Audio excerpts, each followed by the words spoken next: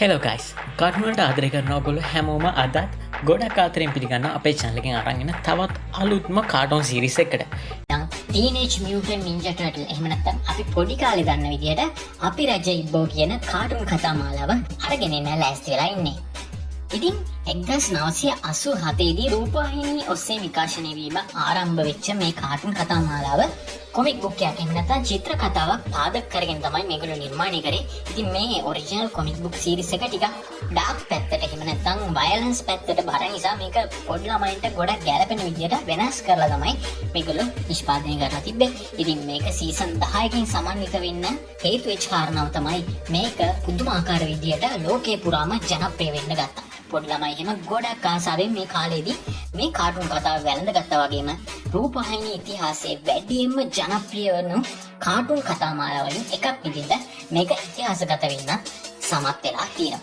ඉතින් මේක IMDb අගය 7.9ක් සහ Rotten Tomato වගේ 79ක් වගේ ඉහළ අගයන් ලබා ගන්න සමත් වෙලා තියෙන පරණ කාටුන් සීරීස් එකක්.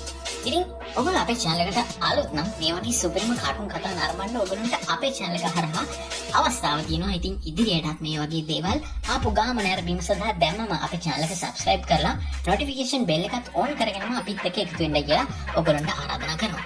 ඒ වගේම පොඩි දෙයක් කියන්න තියෙනවා.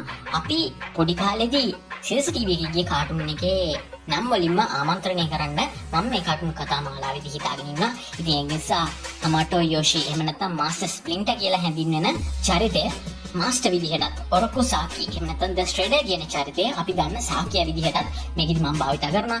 ඒ වගේම ලියනාඩෝ, රෆායෙල්, ඩොනටෙලෝ සහ මයිකල් ඇන්ජලෝ කියන මේ අපි රජීබ්බ හතර දෙනාව ලෙනි රාජා, ඩික්මන් සහ මෝනිස් කියන නම් වලින්ම හඳුන්වන්න මේ කතාවේදී මම හිතාගෙන ඉන්නවා. ඒ වගේම ඒප්‍රිල් ඔනිල් කියන අපේ චූටිවත් මේ චූටි කියන නමින් වගේම ක්‍රෑන් කියන පුද්ගලයාව මොලකාරයා කියලා අපි දන්න නමින්ම මේ කතාවේදී අරගෙන එන්න මම හිතාගෙන ඉන්නවා. ඉතින් පොඩ්ඩක් සමහරට වචන එහා මෙහා වෙන්න පුළුවන්. ඉංග්‍රීසි නම සහ සිංහල නම.